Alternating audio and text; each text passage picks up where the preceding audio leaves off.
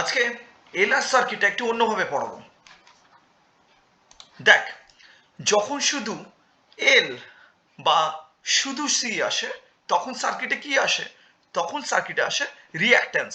মনে করো, দেখ, যখন শুধু এল আসে তখন এক্সএল ইকুয়াল টু কি ছিল? ওমেগা এল। আর যখন শুধু সি আসে XC equal to omega C ছিল। কিন্তু যখন এল আর সি বাদেও যখন দেখ আর ঢুকে থাকে তখন শুধু রিঅ্যাক্ট্যান্স থাকে না, ওই জায়গায় চলে আসে ইম্পিডেন্স, যার ইউনিট কিন্তু ওহম। এবার দেখ, একটা এলআর সার্কিট নিয়ে নিয়েছি, আর এর অ্যাক্রসে যে ড্রপটা পড়ছে সেটা হচ্ছে ভিআর, আর এল এর অ্যাক্রসে যে ড্রপটা পড়ছে ভিএল। তুই প্রিভিয়াস ক্লাসে এই সবগুলো জানিস। আর অ্যাপ্লাইড ভোল্টেজ কি? V equal to V zero sine omega T. এবার এই একই জিনিস অ্যালজেব্রিক মেথডে না করে ফেজার ডায়াগ্রাম দিয়ে করছি।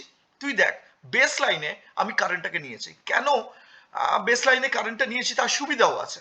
এবার দেখ, যেখানে বেস লাইনে কারেন্টটা নিয়েছি সেখানেই ভিআর নিয়েছি। কেন ওখানেই ভিআর?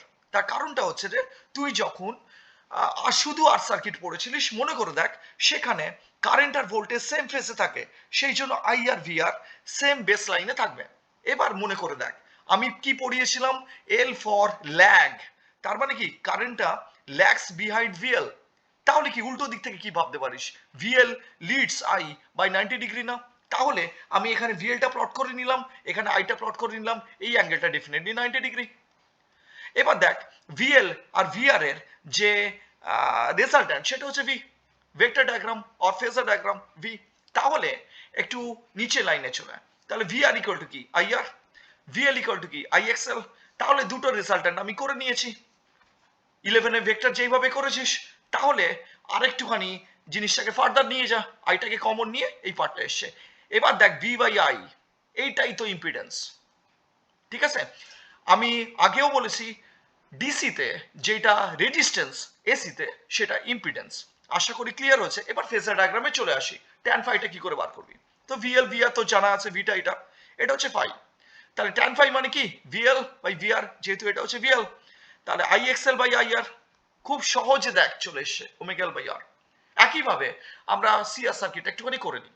ধর আরসি সার্কিটটা আছে, তো ভিআর ভিসি সেম ভাবে ভিসিটা নিচে হবে। কেন? আমি প্রিভিয়াস ক্লাসে বুঝিয়েছি। ঠিক আছে, সি ফর আমি কি বলতাম? সি ফর হচ্ছে কাম।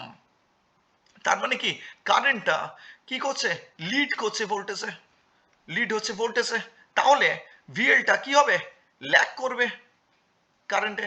ঠিক আছে, সরি, এখানে ভিসি হবে, ভিসিটা ল্যাগ করবে কারেন্টে। দেখ, ভিসিটা ল্যাগ করেছে 90 ডিগ্রিতে, ঠিক উল্টোর পাটটা। তাহলে V equal to VR plus VC whole square. আশা করি পুরো জিনিসটা বুঝতে পারবি। দেখ, আইআর আইএক্সি। এবার দেখ, তুই তো জানিস যে এক্সির ভ্যালু কি? এক্সির ভ্যালু হচ্ছে 1 বাই ওমেগা সি। ঠিক আছে, এবার চলে আসি ট্যান ফাই এ। ফাইটা কি? ফাইটা মনে পড়ছে নিশ্চয়ই। ফাই হচ্ছে দুটো কেসেই কি phase difference between voltage, applied voltage and current. ঠিক আছে, এবার দেখ, ট্যান ফাই সমান হচ্ছে XC by R 1 by omega C R. দেখ কত ইজিলি জিনিসটা হয়ে গেল অ্যালজেব্রিক মেথডের থেকে।